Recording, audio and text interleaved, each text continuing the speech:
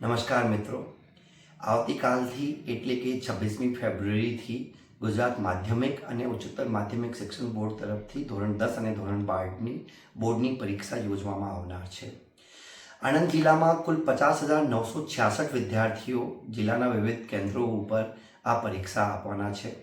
તમામ પરીક્ષા કેન્દ્રો ઉપર તમામ વ્યવસ્થાઓ થઈ ગઈ છે. જિલ્લા વહીવટીતંત્ર તરફથી ખાસ ધ્યાન રાખવામાં આવ્યું છે કે તમામ કેન્દ્રો સીસીટીવીથી સજ્જ છે.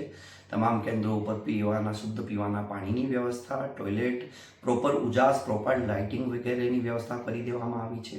જે દિવ્યાંગ વિદ્યાર્થીઓ છે એમના માટે જે પરીક્ષા કેન્દ્ર છે એ ગ્રાઉન્ડ ફ્લોર ઉપર ખાસ રાખવામાં આવ્યા છે. આ ઉપરાંત કોઈ દિવ્યાંગ વિદ્યાર્થીને લૈયાની આવશ્યકતા હોય તો એના માટે પણ વ્યવસ્થાઓ કરવામાં આવી છે. બોર્ડની પરીક્ષા દરમિયાન વિદ્યાર્થી અથવા તો વાલીને કોઈ પણ પ્રકારની મુશ્કેલી ઉદ્ભવતી હોય, કોઈ પ્રશ્ન હોય, કોઈ મૂંઝવણ હોય તો એના માટે પણ જિલ્લા શિક્ષણ અધિકારીની કચેરી તરફથી હેલ્પલાઇન પણ શરૂ કરી દેવામાં આવી છે.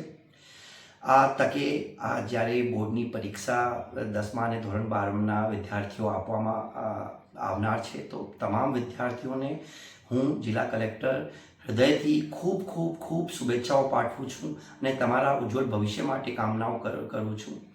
અને તમામ વિદ્યાર્થીઓને મારી એક અપીલ છે કે ભયમુક્ત વાતાવરણમાં કોઈ પણ પ્રકારની ચિંતા વગર પૂરેપૂરા આત્મવિશ્વાસ સાથે પરીક્ષા આપવા જજો.